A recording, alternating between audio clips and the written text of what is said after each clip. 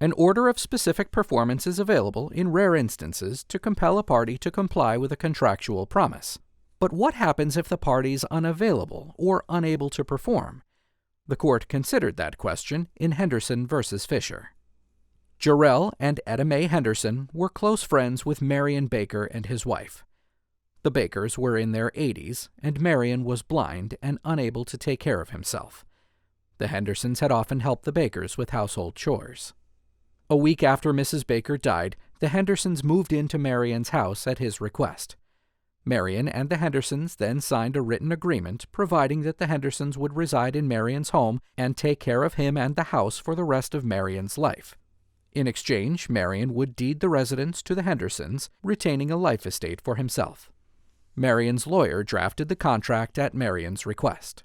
Marion was in relatively good health when they signed the contract, but Marion died 18 days later.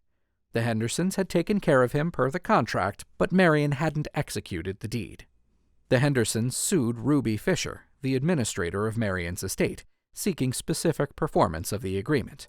Alternatively, they sought $5,000, the value of the real and personal property that Marion promised them in the contract. The trial court ruled that because Marion was dead, he couldn't perform even if ordered to, so specific performance wasn't an option. Moreover, the court ruled that the agreement lacked mutuality, fairness, and adequacy of consideration. The court awarded the Hendersons a quantum merit judgment of $381 for services rendered. The Hendersons appealed to the California Court of Appeal.